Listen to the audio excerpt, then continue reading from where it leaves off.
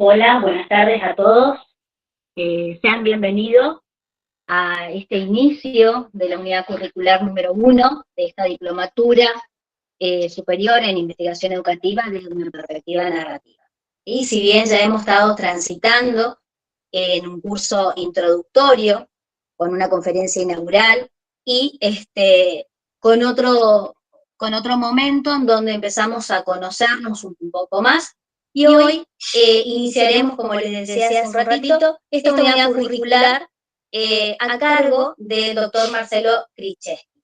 ¿Sí? Así que muy bienvenidos a todos y que tengan un muy buen recorrido.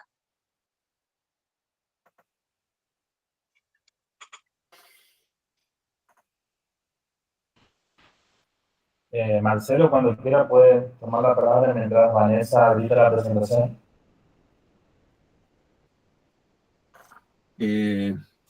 Bueno, buenas tardes a todos, a todas. Buenas tardes. Espero que estén muy bien y le agradezco al profesor Cristian la invitación a esta diplomatura que comienza a desarrollarse en el día de hoy, aunque ustedes ya tuvieron un encuentro de presentación general. Creo que en pantalla Cristian está presentándome, así que no voy a estar utilizando tiempo en eso, ya nos iremos conociendo en los diferentes encuentros. Yo trabajo en investigación educativa ya hace muchos años y bueno, y es un desafío, como siempre, trabajar en el campo de la formación, particularmente en el plano de lo que significa la investigación cualitativa, y un poco la propuesta que tiene la diplomatura en profundizar la mirada sobre aspectos vinculados con elementos propios del relato biográfico, el método biográfico, el abordaje de la experiencia escolar. Así que, bueno, vamos a estar transitando alrededor de estas temáticas durante 4 encuentros, ¿sí? El encuentro de hoy vamos a estar haciendo quizás una presentación general de elementos del programa, ¿sí? Y de algunas líneas que nos plantean los textos que ustedes que teníamos previsto de trabajo para el encuentro de hoy. Siempre un primer encuentro es un encuentro de una entrada en calor sobre el tema y que nos implique un poco ir metiéndonos un poco en la problemática, ¿sí? No sé si alguno o alguna de ustedes pudo empezar a mirar algunos materiales que se han subido al aula, si han tenido la posibilidad, o todavía están como fresquitos con eso. Y bueno, es bueno saberlo igual. Mi idea es no hablar mucho para no generar cansancio en los Zoom y en los Meet, pero en un principio me interesaría saber si pudieron acceder a la bibliografía, si pudieron, aunque sea, empezar a interiorizarse de algunos temas y conceptos que se abordan. El material va a estar disponible a partir del lunes, profe. La idea era perdón. Yo la pensé clase que desarrollada y además de ya lo los tenían. materiales y la propuesta de actividad. Ok, pensé que ya lo tenían disponibles. Ok, entonces no lo tienen todavía. Bien. Si querés, Cristian, avanzar con la próxima placa, por favor. Sí, Vanessa lo va a hacer.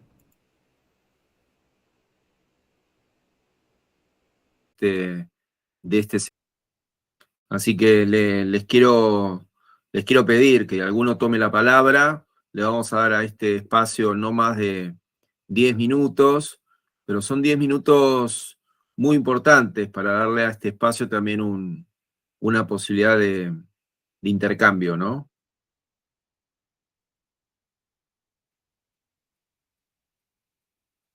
No sean tan tímidos o tímidos. Por acá, buenas tardes. Bueno, te agradezco, Viviana, que tomes la palabra. Sí, Viviana Gómez, justamente, como puse en mi presentación en la plataforma, soy de Capitán Solari en realidad, pero trabajo hace 10 años en el Instituto de Educación Superior de Pampa del Indio. Así que muy contenta por comenzar esta nueva experiencia con mucha expectativa, y había puesto que nos sumamos a este proyecto debido a que nos consideramos que estamos un poquito pobres en el tema de investigación. Así que mucho gusto y espero que tengamos una buena experiencia. Gracias. Gracias a vos.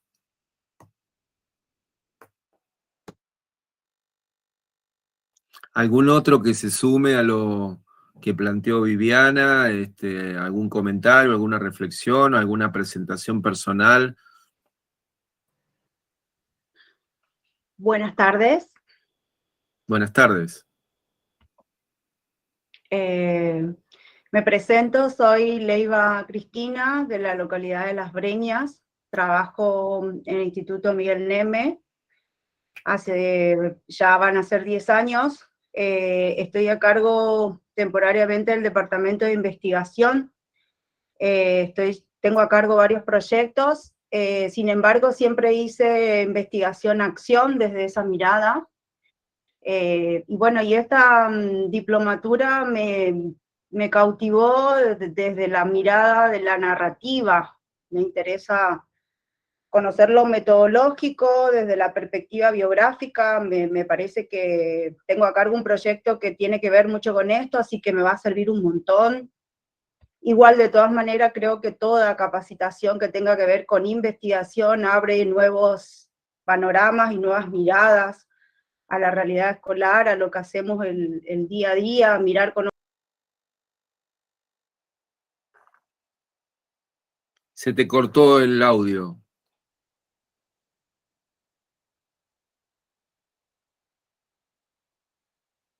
Ok. Bueno, otra colega que quiera mientras tanto estar... Buenas tardes, mi nombre es Alejandro Leguizamón. Buenas tardes, Alejandro.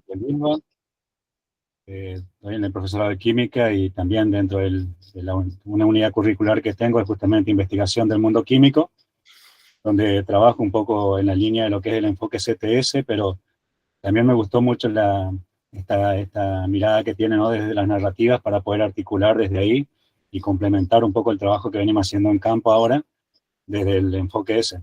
Así que me pareció muy buena la propuesta y me interesa para poder adaptarla a este enfoque que vengo llevando.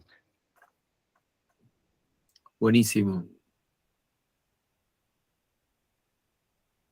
Bueno, una o dos participaciones más y arrancamos con la temática.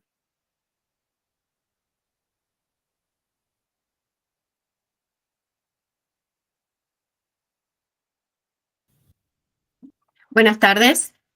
Buenas tardes. Me presento, soy Ayala Sandra, profesora de Educación Especial, y la única experiencia que tengo respecto de la temática es a través de la investigación que estuvo haciendo el profesor Cristian Ávila, y cuando vi la propuesta de la diplomatura, por supuesto que me atrapó esta cuestión de poder analizar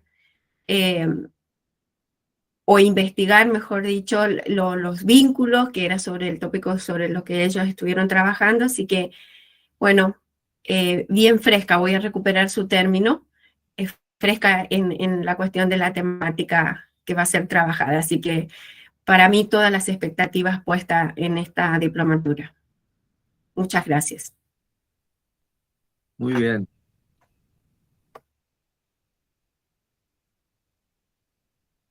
Bueno, les propongo que, si bien yo voy a empezar ahora con una primera etapa más, vamos a dividirlo como en 3 momentos, ¿sí? El encuentro. Un momento, el encuentro de hoy va a estar más o menos desarrollándose a lo largo de 1 hora y media, con lo cual estimo que estaremos terminando aproximadamente entre 6:30 y 7 menos cuarto, ¿sí? Aproximadamente. La intención es poder trabajar 3 momentos, un primer momento más asociado a un plano conceptual, un segundo momento quiero compartirles un material audiovisual para poder, justamente en un tercer momento, generar una instancia de intercambio fuerte entre lo que significaría este material audiovisual y esta primera parte conceptual que vamos a estar mirando algunos elementos en torno a la perspectiva biográfica, ¿sí? Que es un poco uno de los primeros conceptos que estaremos trabajando en el marco del seminario.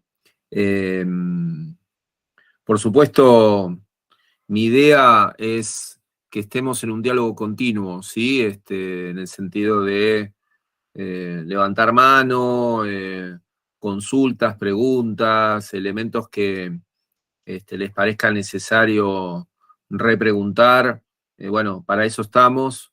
A mí me inquieta mucho más el silencio que la interrupción. A mí la interrupción me parece siempre valiosa en términos de enriquecimiento al encuentro, ¿sí? Así que no duden si de repente quieren hacer una consulta, una pregunta, un aporte, eso siempre va a ser bienvenido. Yo no me manejo tanto con el Meet, me manejo más cómodamente con el Zoom, con lo cual si hay a veces manos o mensajes que yo no esté contestando por chat, es quizás porque esté concentrado más en la clase, entonces ahí sí les voy a pedir a Cristian o a algún otro colega que si visualizan que hay algún estudiante que está queriendo plantear algo, por favor me avisan, ¿sí? Porque quizás yo no lo voy a estar registrando tan rápido.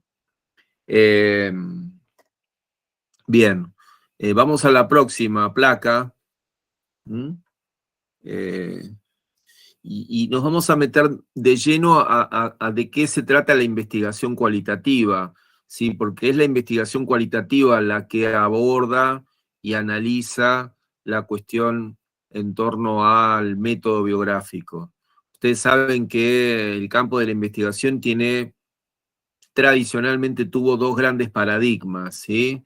2 grandes enfoques. Un enfoque que proviene más del método positivista, que intentó siempre el método positivista tradicionalmente de medir, de controlar, de evaluar, a partir de herramientas que son herramientas que intentan tener cierta regulación en términos de un método muy basado en el relevamiento de datos, ¿sí? En la construcción de muestras,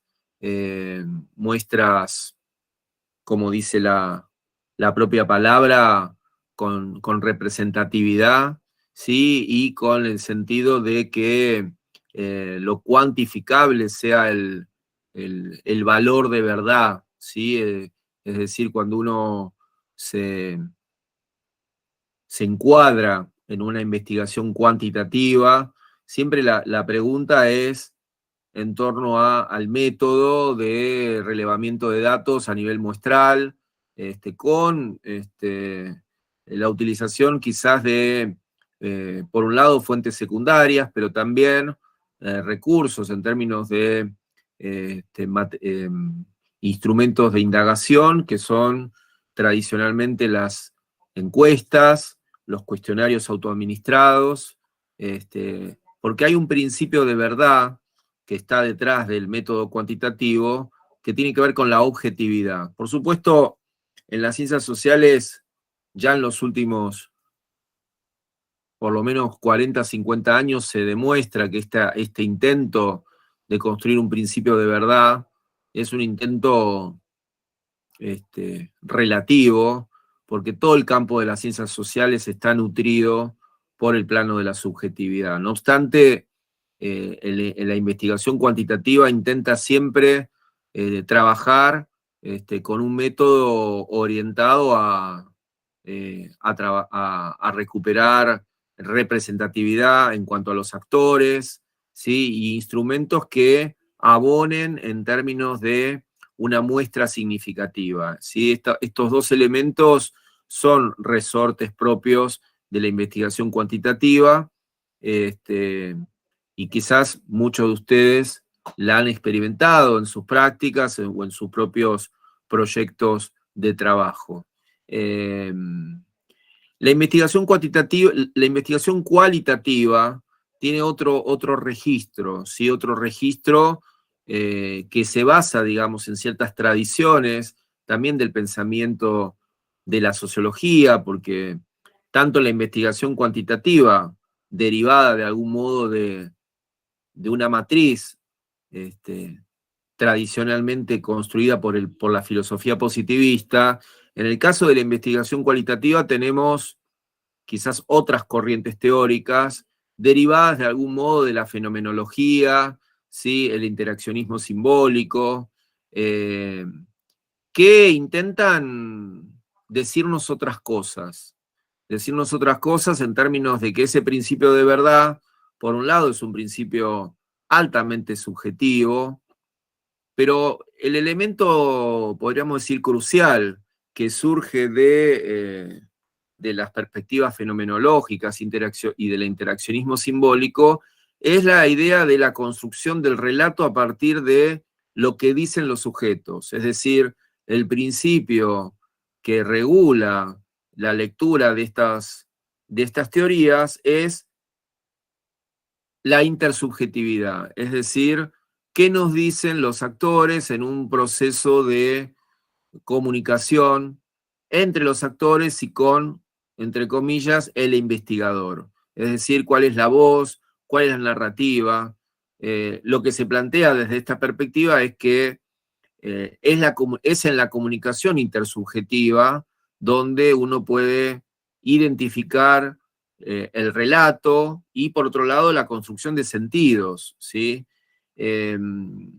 Esta cuestión que uno podría en un principio encontrarla como muy alejada de las prácticas educativas, de lo que nos pasa en la escuela, de lo que nos pasa en los procesos de enseñanza, quizás apelando a ejemplos uno se puede encontrar rápidamente con elementos que a uno le viene a la cabeza, ¿no? Es decir, miradas, registros, sin duda todos tenemos en nuestras formas de intervención modos de clasificar a los estudiantes a veces.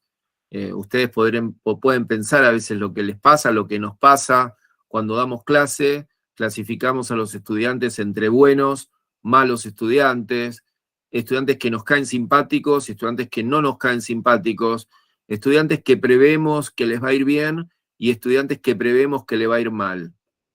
Bien, esos procesos de clasificación, en algunos casos, no necesariamente remiten a evaluaciones asociadas al rendimiento escolar, ¿sí? En muchos casos, esas evaluaciones son, de algún modo, resultado de lo que muchos autores denominan anticipaciones de futuro, ¿sí? Identificación de expectativas que son construidas subjetivamente. Y en muchos casos, esas expectativas que uno va construyendo en términos de anticipaciones de futuro, definen también futuros educativos, futuros en términos de trayectorias. Es decir, alguien me cae mal, ¿sí? Un estudiante no me habla bien como a mí me gustaría que me hable, y por lo tanto yo empiezo a construir una forma y un sentido acerca de esa trayectoria, ¿sí? Tiene que ver justamente con este elemento que parte de este enfoque asociado a la intersubjetividad, ¿sí? Hay algo del orden de la comunicación, el habla, la postura, la mirada. Ustedes esto lo pueden incluso testear con sus propios estudiantes. Y yo les quiero hacer una pregunta. ¿Nunca les pasó entre sus estudiantes que alguien viene y diga, me peleé con él o con ella porque me miró mal?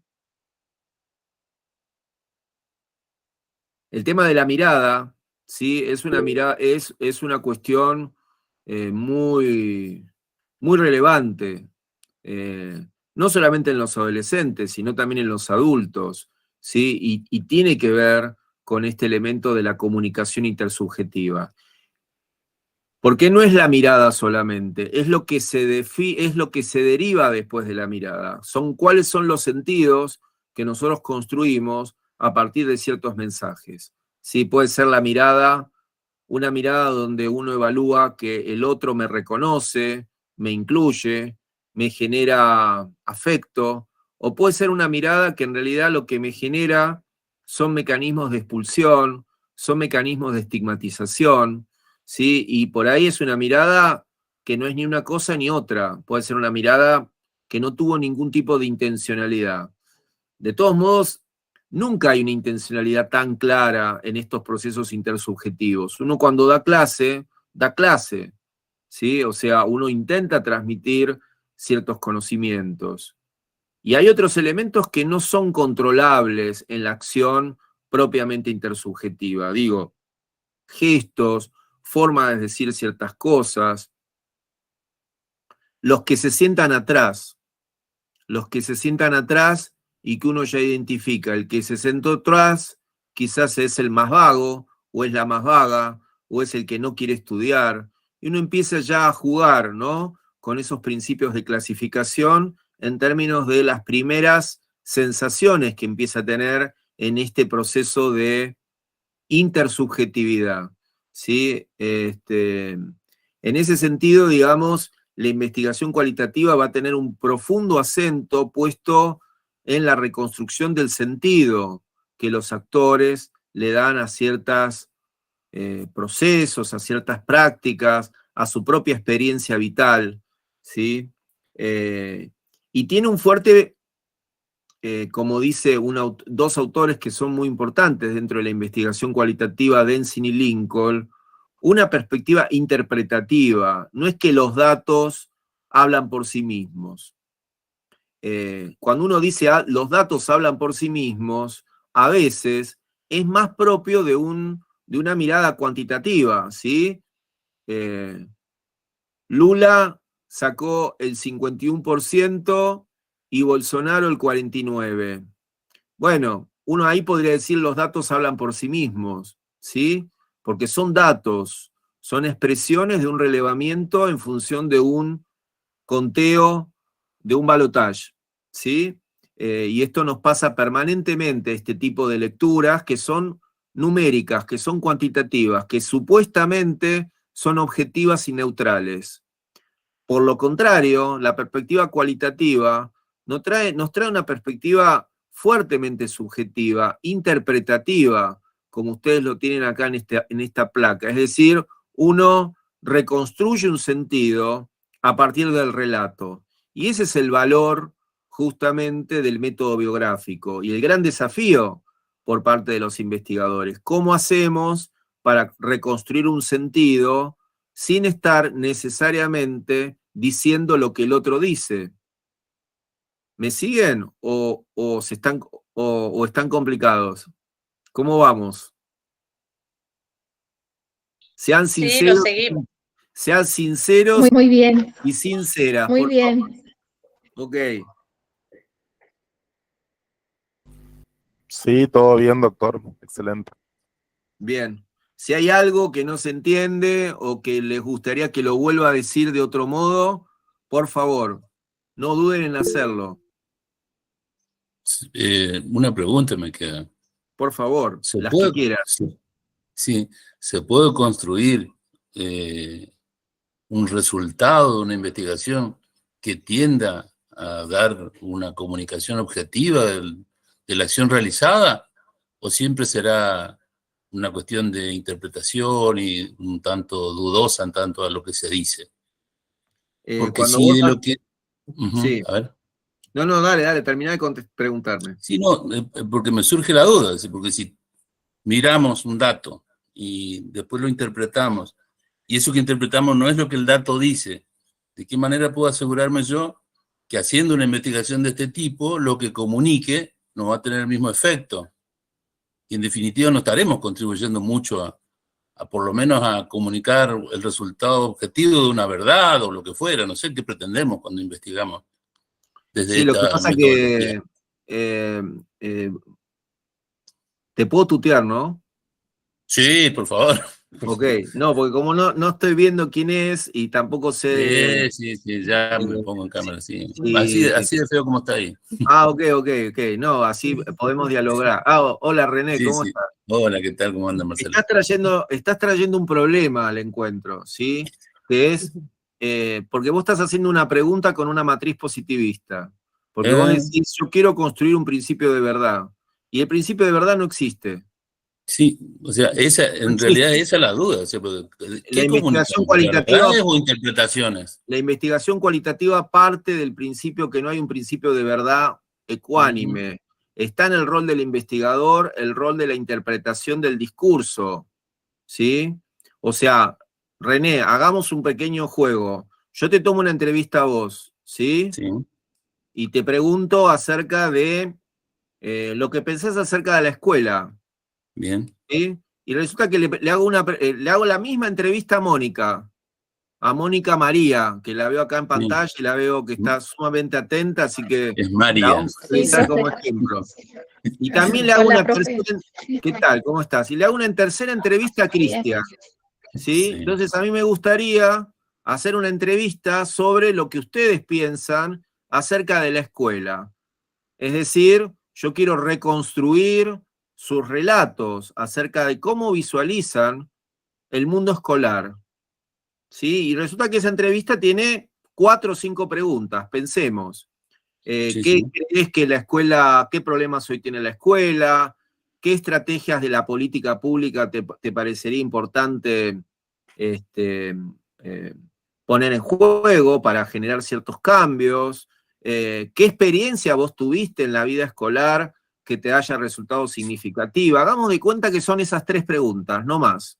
Bueno, yo te tomé esas 3 preguntas a vos, luego le tomé las 3 preguntas a Cristian y luego le tomé las mismas 3 preguntas a Mónica.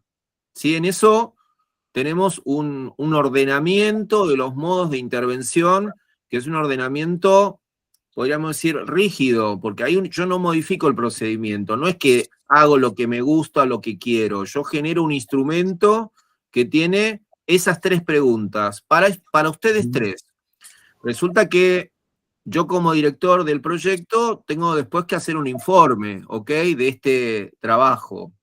Bueno, yo lo que voy a tratar de hacer es construir un discurso en términos de cuál ha sido la tendencia en torno a estas 3 entrevistas, qué tipo de interpretación le dieron ustedes al relato, al problema, y por supuesto, desde mi lugar de investigador, yo voy a construir una interpretación. Esa interpretación tiene un componente subjetivo, por supuesto, ¿sí? Tiene un componente subjetivo. Eso no quiere decir, por eso es otro paradigma, que la investigación cualitativa no tenga un principio de verdad, pero no es un principio de verdad objetivo. ¿Por qué? Porque en las ciencias sociales está cada vez más demostrado que ese principio de verdad objetivo es muy relativo. Lo mismo yo te podría decir que el principio de verdad que sostiene el método cuantitativo también es relativo. Porque si yo hago una muestra representativa de 5.000 votos por llamada telefónica, y la llamada telefónica dura 2 segundos, y a partir de ahí yo saco una tendencia de que todos los llamados telefónicos me dijeron que el mejor recuerdo que tienen de la escuela es solo el recreo. Ponele ese ejemplo. Entonces yo voy a sacar un informe diciendo, todos los encuestados me dijeron que, ahora, yo me pregunto, ¿esa muestra estuvo bien hecha? ¿El modo de indagación telefónica da cuenta de un principio de verdad? ¿O vos le contestaste al que te llamó telefónico como querías porque te lo querías sacar de encima en 2 segundos? Bueno, hay ciertos elementos que a uno le puede también, uno puede también de algún modo interpretar cómo la perspectiva cuantitativa también tiene ciertos problemas en cuanto a este sentido de la objetividad en cuanto al principio de verdad. Lo claro es que en uno tenés datos que supuestamente son objetivos, porque hasta la información censal tampoco es objetiva. La información censal está basado en la respuesta que vos le das a un encuestador censal. Mi pregunta es, ¿esa respuesta es verídica o le dijiste lo que querías en ese momento? Bueno, hasta esa información puede ser subjetiva. Claro, la diferencia es que la información censal está cuantificada. Entonces esto te daría como cierta idea de una validez metodológica. En la investigación cualitativa no necesariamente estamos hablando de muestras representativas, estamos hablando de individuos, a veces son universos pequeños, pero de esos universos pequeños también se reconstruye teoría. Se reconstruye también ciertas formas de comprender qué sucede en una situación dada, en un contexto determinado. Sí, me Son problematiza principios aún más verdaderos. todavía el hecho de que estamos hablando de narraciones biográficas, por ejemplo, para obtener algún tipo de... Porque esas preguntas que usted que planteaba, pues podían ser, a ver, planteadas también como desde alguna escritura biográfica en donde aparezcan esas tres preguntas, es decir, pensadas en una experiencia de vida, ordenada en un relato, ¿no? Todavía ahí se complejiza más, porque me parece que incluso con el molde del pensamiento que genera la escritura de un relato, nos lleva a que muchas veces no alcanzamos a decir precisamente lo que queremos decir, o disimulamos, o por decir, bueno, entre comillas, mentimos lo que queremos decir. Bueno, se complejiza más todavía. Está en el arte del investigador poder identificar cuáles son las mejores preguntas y, por otro lado, intentar generar una forma de interpretación de ese relato. ¿Cuánto de ese relato a nosotros... ¿Cómo analizamos ese relato? Exacto. ¿Y cuáles son nuestras categorías conceptuales para analizar el relato? Es decir, el enfoque biográfico tiene... Cuando uno hace un trabajo biográfico, tiene marcos conceptuales en términos de un marco teórico, desde el cual va a mirar ese relato. Por lo tanto, yo podría quizás hacer un cruce en un relato biográfico, es decir, René me contesta frente a esta pregunta con esta respuesta. Resulta que Cristian me lo contesta de otro modo frente a la misma pregunta, y Mónica me contesta de otro modo. Entonces yo en un principio diría, uno puede hacer un análisis del relato biográfico en función de la condición de género. Puede ser que uno haga un análisis del relato biográfico en función de el andamiaje territorial, dónde se sitúa ese sujeto, en qué contexto, en qué época, ¿sí? ¿Desde qué rol institucional contesta? ¿El tema del rol tiene un lugar importante en la construcción de esa biografía? Bueno, de lo que se trata la investigación cualitativa también es de producir cruces en términos de con qué dimensiones uno analiza ese relato, y por supuesto, hay que sacarse de la cabeza la idea de la objetividad. La objetividad, vuelvo a decir, en el método de las ciencias sociales es una categoría prácticamente denostada como posibilidad de construir verdad. Es otro tipo de verdades. Cuando Michel Foucault habla del panóptico, no quiere decir que eso sea un principio de verdad. Es una teoría que él construye a partir de investigación documental. ¿Sí? Ahora, que vos lo quieras eso trasladar a todos los análisis de las instituciones, es un error, porque el análisis cualitativo no tiene como pretensión ser universal, a diferencia del modelo cuantitativo, porque en el modelo cuantitativo vos tratás de traducir, como dice el positivismo, la idea de la verdad en términos de una ley que regule ese saber. Vos lo traducís en términos de una ley universal. En el enfoque cualitativo no hay una pretensión de ley, hay una intención de producir conocimientos. Bien. Clarísimo. A mí me pasa con el Meet que se me levantan todos los mensajes de todos los que están escribiendo, y había uno que me llamó la atención que tenía que ver con una pregunta sobre el INDEC, puede ser, y el censo. Si la profe Alejandro Leguizamón preguntaba si podría ser un ejemplo el tema de la interpretación de los datos de INDEC, en el sentido de la búsqueda de objetividad y el desfasaje que se puede producir. Digamos, en un principio vos podés decir que, por ejemplo, sexo, varón o mujer, vos contestás, es absolutamente basado en la autopercepción. ¿Y qué contestás en ese formulario? Lo que vos ¿cómo te autopercibís? ¿Cuánto de esta autopercepción tiene que ver con la idea de la verdad objetiva? Nada. Es absolutamente asociado a la autopercepción. Sin embargo, luego en la información estadística, yo creo que ese dato ya lo debemos tener a nivel nacional. ¿Cuántos varones y cuántas mujeres hay en Argentina? Seguro. Ese dato yo creo que ya está, lo mismo que cantidad de población. Hay variables simples que ya están procesadas del censo. Lo que digo es que ese valor de esa información, si bien tiene un valor cuanti en términos de un relevamiento censal para todo el país, cada dato de por sí está cargado de la subjetividad de las respuestas. Porque no es que entraron a tu casa, el censista entró a tu casa y miró con evidencia si el género que uno contestó del grupo familiar correspondía verdaderamente a los miembros del grupo familiar. Y esa evidencia también es muy relativa, porque uno hasta se puede disfrazar en el momento en el que viene el censo, el censista. Se pone una peluca, se pone una pollera, se pone un pantalón, no sé, podemos imaginar cómo uno se puede disfrazar en ese momento. Nivel educativo. Identificamos que tenemos secundario completo o estudios universitarios. ¿Alguien nos pidió el título para responder esa encuesta? No, es lo que uno contesta, es lo que uno contesta en ese formulario.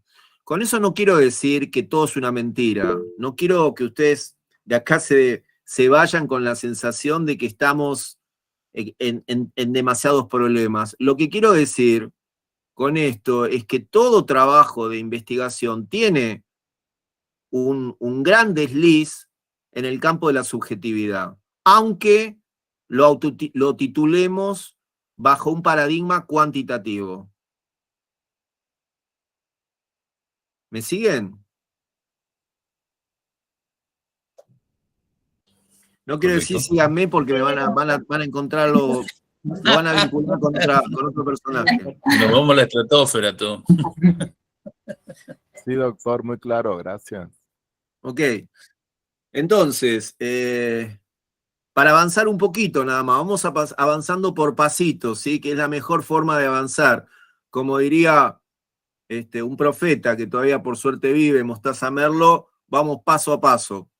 Pero no me identifiquen con ese club porque no soy de Racing, ¿eh? Ahora que resulta que Racing el domingo puede ser que gane, muchos se hacen en la academia, a mí identifíquenme con otro club, que es un club que ganó más copas. Seguimos. Hay un dato cuantitativo discutible. Sí, sí. Bueno, Si quieren les muestro el cuadro, pero no. Para que lo vean. Las pasiones son cualitativas también, digamos, sumamente cualitativas. Entonces, digamos, decíamos que la investigación cualitativa, ¿sí? Supone, podríamos decir, una inmersión en la vida cotidiana. Si el concepto de vida cotidiana ahora vamos a a concentrarnos un poquito, porque es un concepto, tanto el de vida cotidiana como el de representaciones sociales, muy importante. Yo diría que son dos conceptos claves del enfoque de la metodología de la investigación cualitativa y, por otro lado, del enfoque biográfico. ¿Sí? El concepto de vida cotidiana y el concepto de representaciones sociales. Y ahora, si me aguardan no más de 40 segundos, le voy a explicar por qué.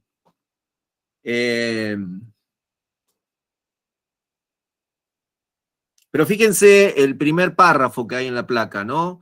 Ustedes van a encontrarse que hay 3 puntos que tiene ese párrafo. 1, la vida cotidiana. 2, la valoración y el intento de descubrir la perspectiva de los participantes sobre sus propios mundos. O sea, yo quiero conocer sus mundos, porque soy investigador. Yo voy a hacer una investigación sobre los niños en la costa atlántica. Yo tengo que conocer qué está pasando en la costa atlántica, cómo es la niñez, cómo es la infancia, nutrirme de documentación. No es solamente ir a preguntarle qué onda, cómo están ahí, sino implica una inmersión en ese contexto territorial.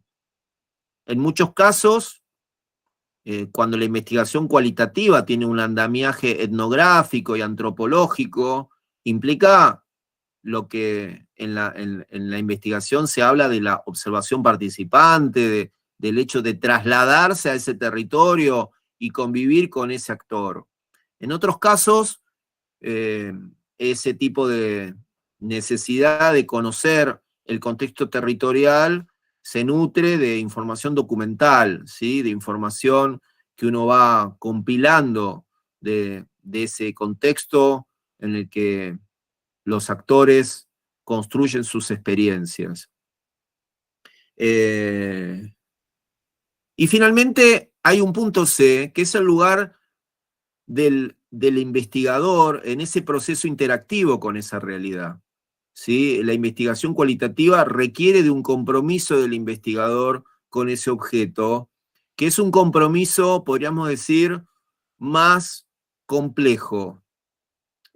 ¿Por qué? Porque uno está en un contacto intersubjetivo con ese sujeto o con ese niño, con ese adolescente o con ese par con el cual uno quiere generar un trabajo de investigación. Es decir, yo le hago una entrevista a Janina, que la veo acá en cámara, digamos, implica que yo construyo un diálogo con Janina.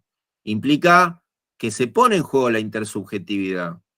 Por supuesto que ahí hay cuidados rigurosos que tiene que tener el investigador para que su subjetividad no impacte en la subjetividad de Janina. Es decir, yo le hago una pregunta y el gran problema que puede tener la investigación cualitativa y vinculado con la narrativa es en qué medida yo no contamino al otro con mi propia perspectiva. Y esas son como, podríamos decir, alertas que tiene que tener el investigador. ¿Sí? A mí me pasó en equipos de trabajo de tener colegas que cuando están preguntando ya están diciéndole la respuesta, ¿no? O por ejemplo, ¿cómo está Janina? Y yo, antes que Janina me diga bien, yo le digo bien, ¿no? Bueno, el curso te gusta, ¿no? En vez de decir cómo estás con el curso y el curso te está gustando, ¿no? Bueno, son formas anticipadas de condicionar el relato del otro. Y en eso... Entonces, perdón, doctor, entonces también es un juego entre la subjetividad y la objetividad. Claro, claro. Siempre hay subjetividad, pero el tema es cómo esa subjetividad que tenés vos no se contamina con la mía. O sea, ¿cuál es mi objetivo? Reconstruir tu subjetividad a partir de la tuya, no a partir de lo que yo pienso en tu relato. El tema es que luego de que yo capturo tu relato, hay un momento donde yo voy así a poner en juego mi interpretación. Pero vos ya no estás más en ese proceso como sujeto incluido en un, podríamos decir, en un universo de indagación. Ahí ya está el lugar del investigador con los datos relevados, con las entrevistas realizadas en su computadora, en sus textos, y ahí ya se pone en juego otro proceso, que tiene que ver con el proceso interpretativo, ¿sí? Ese proceso interpretativo va a estar cargado de subjetividad. Pero no es la subjetividad de lo que nos parece. No es porque Marcelo Krzyzewski se le ocurre interpretar lo que Janina dice y entonces podemos... Eso sí ya es cualquier cosa. Eso sí ya es subjetividad pura. Es, podríamos decir, periodismo. ¿Sí? ¿Qué es el periodismo? Bueno, el periodismo es un proceso de alto nivel de subjetividad. Janina, yo te entrevisto y te pregunto, ¿qué opinas sobre la escuela? Entonces vos decís, la escuela no sirve para nada. Entonces yo cuando termina esa pregunta digo, claro, porque la escuela no sirve para nada, y así como dice Janina, lo dice Rosana y lo dice Alejandro, y Cristian lo reafirma. Bueno, es simplemente decir lo que el otro dice y quizás reforzándolo con un zócalo. Bien, eso no es la investigación cualitativa. La investigación cualitativa requiere un marco interpretativo en base a un marco teórico, conceptual. ¿Sí? Requiere una lectura que, como dicen algunos autores, implica procesos de triangulación entre lo que dice Janina, con la bibliografía que yo tengo acerca de la narrativa, con el objeto que yo quiero indagar. Pónganle que mi objeto de indagación es trabajo docente. Bueno, ¿cuál es mi bibliografía sobre el trabajo docente? ¿Qué bibliografía dispongo? ¿Cómo articulo el discurso de Janina con esa bibliografía? Y no es solamente Janina, quizás también en esa entrevista sobre el trabajo docente la incluyo a Vanessa, lo incluyo a César, lo incluyo a Alejandro, y ahí nos vamos a encontrar, perdón Alejandro, ¿no? Que me meto con tu métier, pero digo, hay una diferencia en el relato biográfico de los docentes que están involucrados en campos disciplinares vinculados con las ciencias exactas, como por ejemplo la química, y ese relato biográfico tiene una modificación en función del tipo de trabajo docente.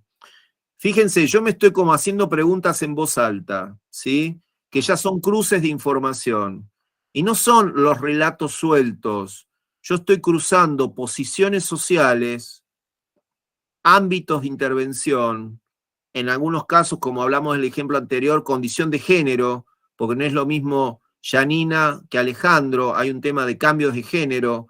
Podemos pensar también en edades, cuánto de esa narrativa tiene que ver con el grupo etario, ¿sí? Si es docentes que uno entrevista de una generación de docentes recién egresados o que ya tienen 20 o 30 años de antigüedad, ¿sí? Bueno, fíjense que estamos hablando de cómo ese relato va a tener diferentes formas de ser interpelado, no solamente por la biografía, sino por el marco conceptual y ciertas variables de interpretación que el investigador construye.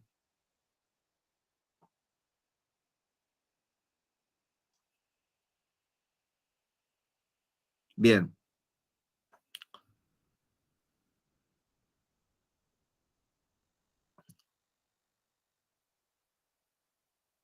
¿Qué ven acá en esta placa?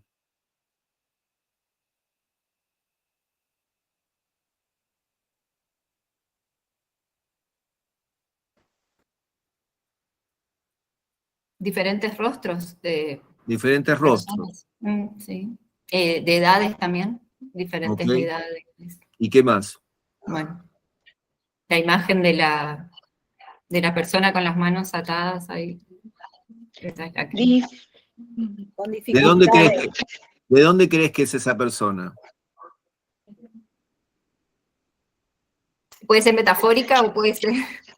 Lo puedo ver desde como... Estamos haciendo un juego, así que Sí. decí lo que ves.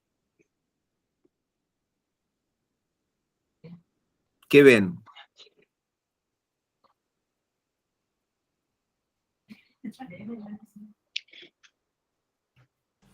Vamos, anímense. Objetivamente, muy Objetivamente. se ve una mujer con un jean, con las manos atadas, de espalda. Ok. Pero vos podés decir algo más, además del yin y las manos Y atadas. bueno, No solamente interpretativamente, o sea, ahí ya lo podemos jugar, o sea, falta de libertad, supuestamente represión, lo que se nos Ok. figura. Ok, vos te reprimís a la interpretación, querés trabajar solo con el dato objetivo. Diría que y sí. de Hay una pronto- diversidad. Pero justamente la investigación cualitativa nos requiere hacer un paso más, que es el dato interpretativo, es la lectura interpretativa. Que muchas Pero sigamos. que muchas veces en investigación no es necesario o para la investigación cualitativa no debemos encasillar la producción de conocimientos de una forma objetiva o desde la única verdad. Claramente la investigación cualitativa no tiene una única verdad. Por eso les planteo este pequeño juego acerca de qué estamos mirando. ¿A alguien se le ocurre otra cosa más de estas fotos? En Son principio- diferentes, ¿puedo? Sí, por favor. Diferentes contextos sociales, diferentes ámbitos, lugares, espacios, Ok. diferentes edades.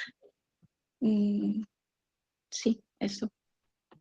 Sí, Buenas diferentes tardes. posibilidades motrices, ¿no? Fíjense la última foto. Buenas tardes. Buenas tardes. Pensaba en diferentes formas o diferentes manifestaciones de ausencia de libertad o cuestiones relacionadas con la ausencia de libertad. Pensaba en la esclavitud de los negros, en el rapto en las personas secuestradas y atadas, como el caso de la persona que está de espalda, y en el caso de la persona que no puede caminar, hay ahí una falta de libertad también. Eso es lo que me parece a mí. Y te parece muy bien. Excelente. Entonces, Diversidad cultural. diversidad Y- cultural. ¿Por qué? Porque eso que te parece también forma parte de lo que vos estás tratando de construir. O sea, el investigador trabaja con un análisis, con una interpretación, y en esa interpretación hay una carga emotiva, subjetiva, que uno la puede estar, por supuesto, controlando con un marco bibliográfico, con cruces, como antes hablamos, de cruces metodológicos, pero sin duda hay una inmersión que uno hace en el objeto que implica un fuerte involucramiento en ese proceso. Es muy difícil ahí escindir el lugar del investigador respecto del objeto. Hay un fuerte compromiso del investigador con ese objeto de indagación. En ese marco aparecen estas últimas 3 palabritas que ustedes tienen en negro, que son las representaciones sociales. Y vamos a la siguiente placa, por favor. ¿Qué son las representaciones sociales? Bueno, sobre esto hay mucha literatura, pero es importante poder identificar que es en el marco de las representaciones sociales que uno trabaja no solamente en el proceso de indagación, sino en el proceso de interpretación. Fíjense, uno de los referentes más importantes, junto con Yodelet, es Moscovici, y también Antonio Castorina, que intentan, digamos, trabajar con el concepto de representación, que no es lo mismo que percepción. ¿Sí? La idea de percepción es un concepto, podríamos decir, que viene más propiamente del conductismo, que implica que uno percibe una realidad supuestamente con un cierto carácter objetivo. Yo percibo que Vanessa está anotando, percibo que Cristian está mirando la computadora, percibo que Jessica está comiendo algo rico. ¿No? ¿No es verdad? ¿Percibo bien? Lamento que no nos podemos encontrar presencialmente porque yo no estoy comiendo nada, estoy tomando un café frío. Pero bueno, así si no... Ah, bueno, vos Jessica igual.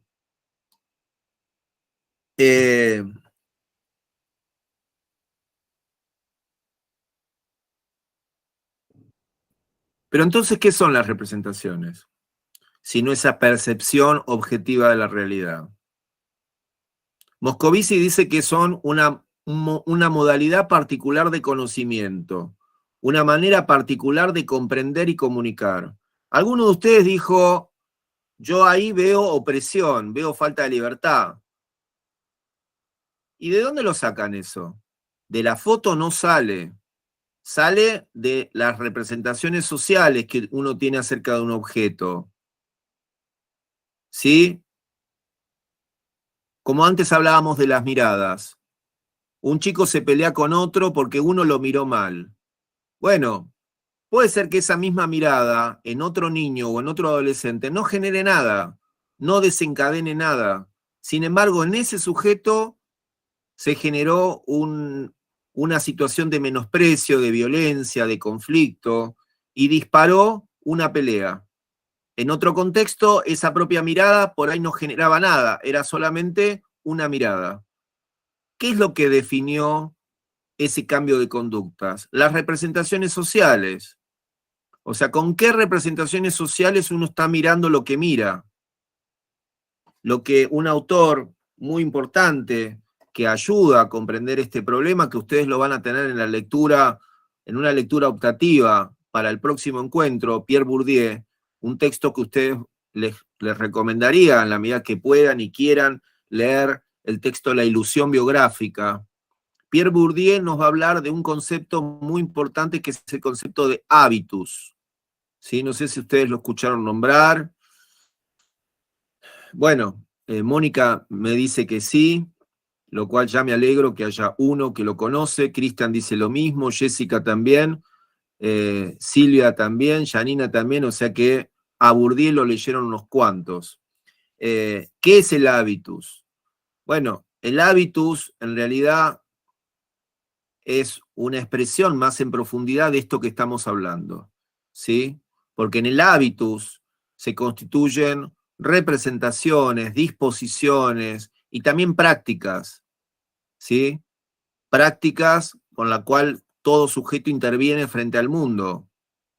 Ahora, el hábitus no es solamente una expresión del aparato psíquico, el hábitus también es una expresión de aspectos culturales, de tradiciones y también de condiciones sociales, de clase. Por eso Bourdieu habla del hábitus de clase. Y en ese sentido el hábitus, ¿sí?, nos ubica en un lugar de un modo de ver el mundo absolutamente subjetivo. O sea, cuando Bourdieu nos pone el concepto de hábitus, se nos destruye la matriz que nos trae el positivismo. No hay objetividad, porque uno mira con un lente, y ese lente está configurado por el hábitus.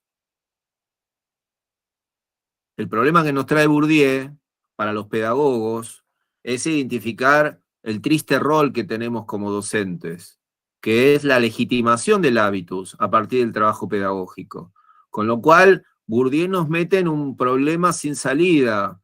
Por eso es un clásico referente y representante de la denominada teoría del reproductivismo, ¿sí?, dentro de la sociología. Ahora bien, vuelvo a decir, las representaciones sociales de algún modo son una expresión de ese hábitus, ¿sí?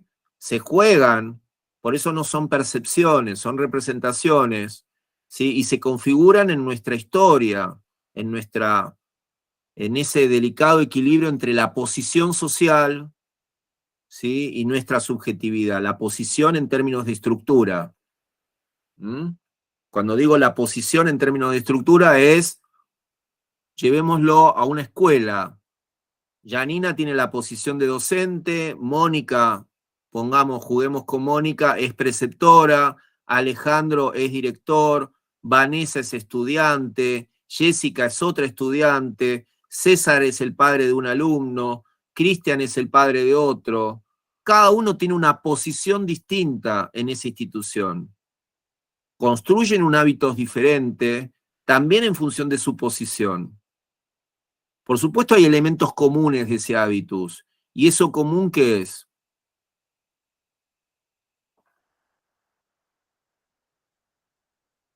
¿Qué es eso común? pongámosle que todos en esas entrevistas que estamos hablando en forma imaginaria contestan lo mismo. Entonces yo digo, bueno, entonces ¿qué hago yo con la posición? ¿Se pone en juego la categoría de posición al mirar lo mismo? Sí, también. Pero ¿qué sería lo mismo? Pónganle que ustedes están contestando lo mismo frente a cierta pregunta, pensado desde el hábitus. Y lo mismo sería lo que otro autor, como Antonio Gramsci, le llama hegemonía, es decir, sentido común. Hay una idea de unicidad del pensamiento más allá de las posiciones. Con lo cual, lo que estoy diciendo es que el hábitus, si bien tiene una condición singular en función de cada sujeto, también hay elementos de lo común que articulan los hábitos de los individuos. Estoy hablando mucho, ¿no? ¿Vamos bien o están aturdidos? Aturdidas. Fuerte y claro. Fuerte y claro. Falta que me diga fuerte a la esquina y ya creo que estoy pateando un penal, pero no.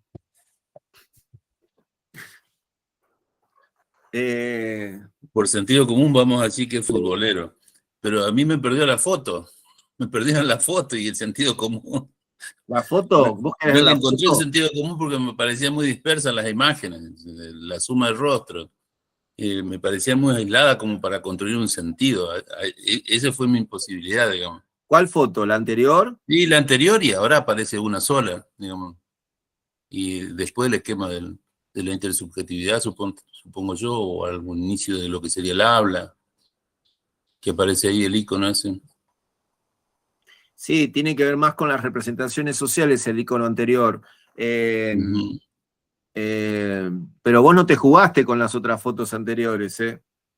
Y me jugué en el sentido de una cosa un poco media... Sí, claro, positivista, descriptiva, porque como- no la encontraba alguno. Cuando quise volar le dije lo que interpretaba, falta de libertad, le hablé de, sí, por la imposibilidad de caminar, pero Está bien, más pero- de eso no fui porque no asociaba con los rostros. Unos rostros felices, juventud, después alguien de espalda, atado. O sea, no podía construir un sentido. O sea, me faltaba marco, digamos. Claro. Pero bueno, fíjate vos que otros colegas sí lo pudieron hacer, con lo cual hay cómo juega, cuáles son nuestras representaciones sociales frente a una imagen, ¿no? Y puede ser que en algunos casos uno necesite tener otros recursos para poder decir algo, y en otros le genera rápidamente una sensación diferente. Puede ser a veces de agobio, de alegría, ¿sí? Hagamos de cuenta, vos mirás la Mona Lisa. ¿Tenés esa imagen de la Mona Lisa? Sí, sí. Ok, ¿qué decís?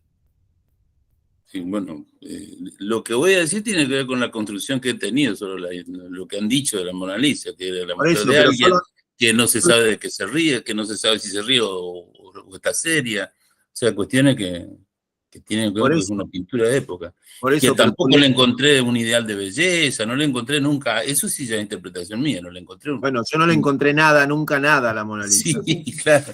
Ok, pero es la Mona Lisa, ¿no? Sí, sí. Ok. Algunos le encuentran algo, otros le encuentran nada, otros les resulta mucho más de lo que, mucho menos de lo que en realidad es en términos de su valor artístico, otros le encuentran otro valor artístico. En esa valoración, vuelvo a decir, hay un planteo estrictamente asociado a las representaciones sociales. Siempre, salvo, e incluso, perdón, que vos me digas, bueno, Marcelo, pero si yo traigo acá a expertos en la pintura de Leonardo da Vinci, ¿también hay una perspectiva subjetiva? Sí, también.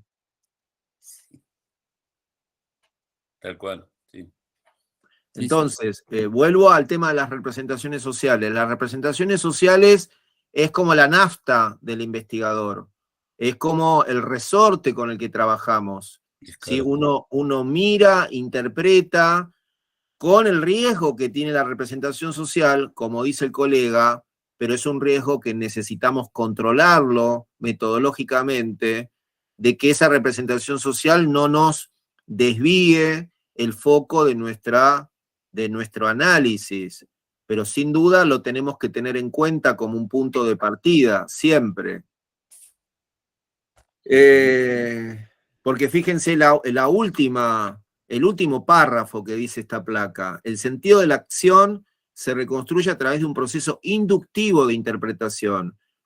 Fíjense que la idea de la inducción es muy diferente a la idea de la deducción. ¿Cuál es la deducción? La deducción nos trae a lo que es el enfoque de la investigación cuantitativa. ¿Y cuál es la deducción? Es el método hipotético deductivo. Yo observo, ¿sí? Y a partir de ahí construyo un dato, ¿sí? Es claramente el método hipotético deductivo. El método inductivo supone un proceso opuesto, absolutamente opuesto, de construcción de significados.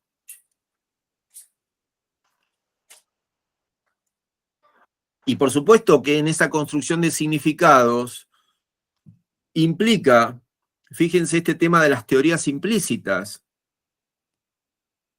implica identificar cuáles son las teorías implícitas. ¿Cuáles son las teorías implícitas de René?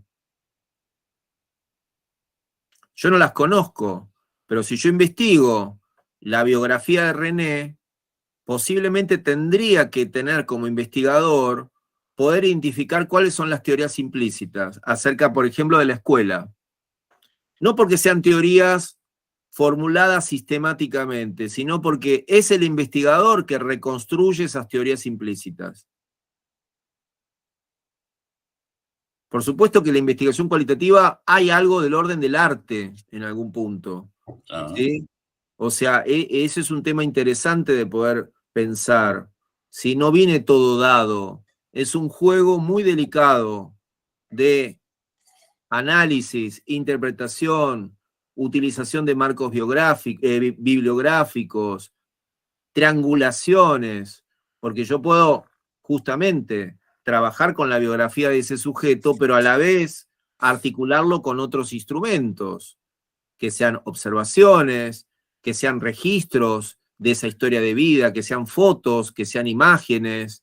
Bueno, y a partir de ahí voy construyendo un mapa de lectura. Sigamos, por favor. Este es el segundo elemento, que es, yo les decía que hay como dos grandes motores de la investigación cualitativa y del abordaje del relato biográfico. Uno son las representaciones sociales. El segundo es la vida cotidiana. O sea, ¿qué es la vida cotidiana? ¿De qué se trata el concepto de vida cotidiana? El concepto de vida cotidiana es un concepto muy, muy interesante. Una autora que es húngara, que ha elaborado una gran teoría acerca de la vida cotidiana, la sociología de la vida cotidiana, Agne Heller, ¿sí? Nos dice que en la vida cotidiana es donde los sujetos producen y reproducen su mundo social. ¿Sí? Y hay un interés siempre en la investigación cualitativa de capturar cómo se configuran esos procesos del mundo cotidiano de ese actor, de ese sujeto. Por eso la importancia de conocer el contexto, conocer aspectos que tienen que ver con ese escenario microsocial en el que se despliega su vida. Bien, seguimos en el próximo.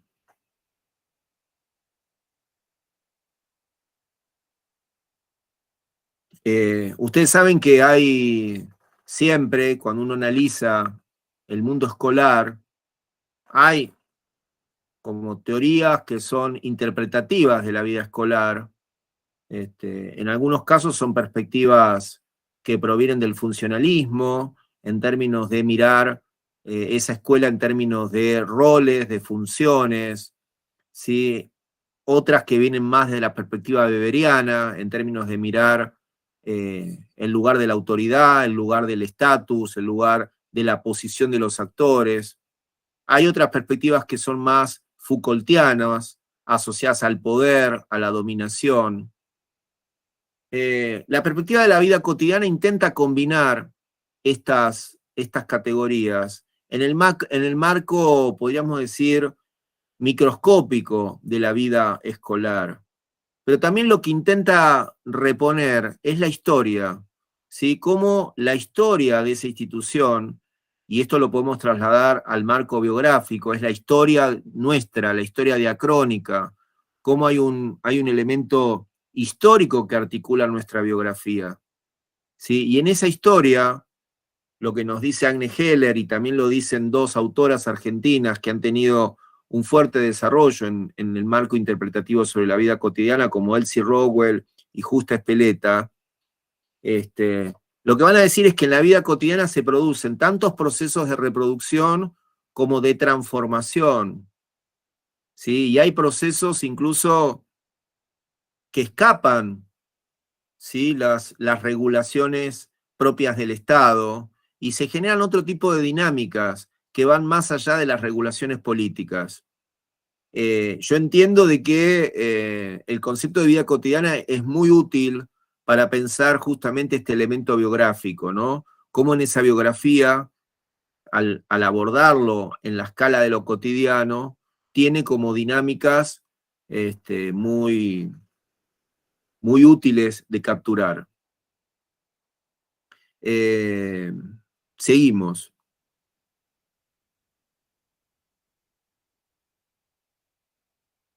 Esto es algo que nos mete ya con uno de los autores que teníamos de referencia, que se llama Berthaud, ¿sí? Que es un referente dentro del campo de lo que tiene que ver con las historias de vida. Por eso es bien interesante que ustedes puedan leer algunos de los textos que están previstos en el aula, ¿sí? Y que, bueno, seguramente lo van a tener a la brevedad. A mí no me gusta en general leer cada placa, no sé si ustedes la están visualizando bien. No me diga que está borrosa porque yo le veo un azul eléctrico.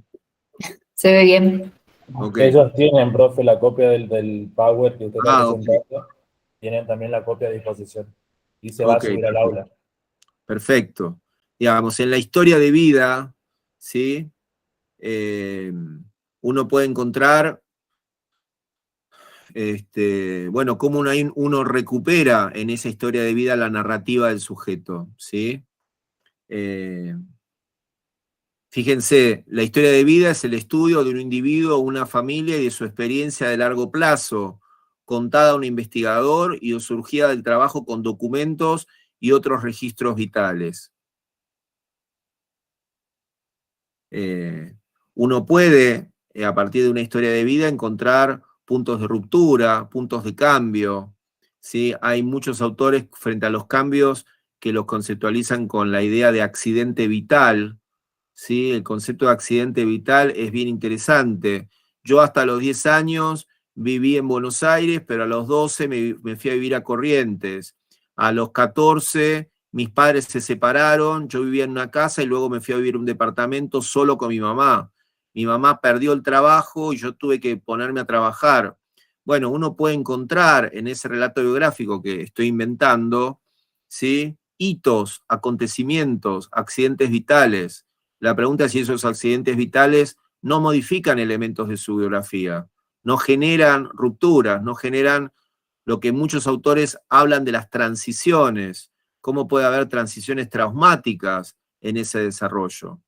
Es el investigador identificar si es en esos puntos que identifica como rupturas de su biografía, podríamos decir, normal o estandarizada, hay cambios en otros aspectos de su vida, como puede ser los procesos de escolarización, de inserción en el trabajo, de desarrollos en términos de una autonomía más hacia adelante. Pero bueno, en la biografía uno puede observar este tipo de acontecimientos llamados accidentes vitales. La próxima.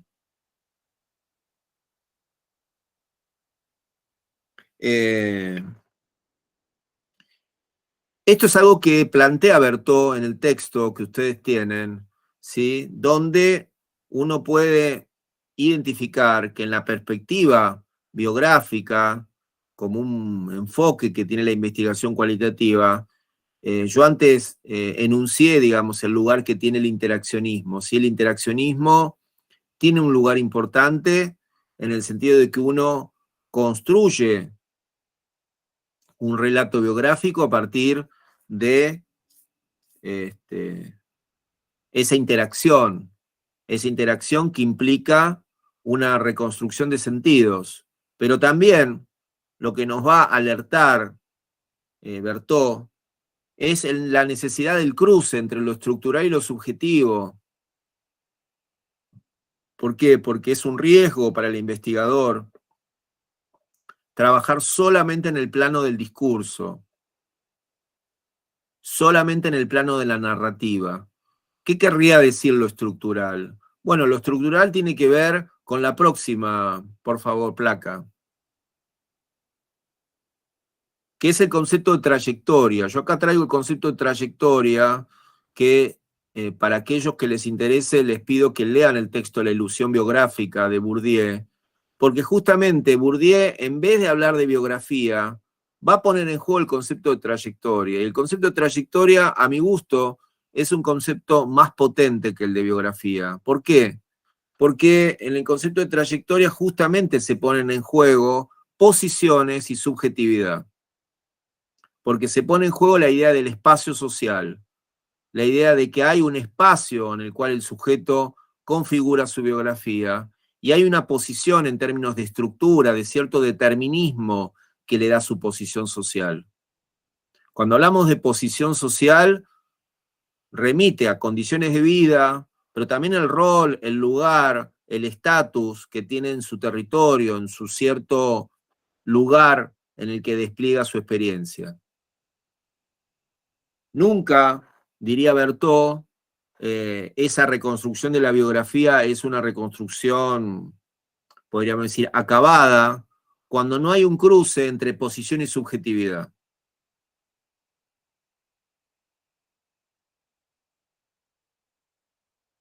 La próxima, por favor.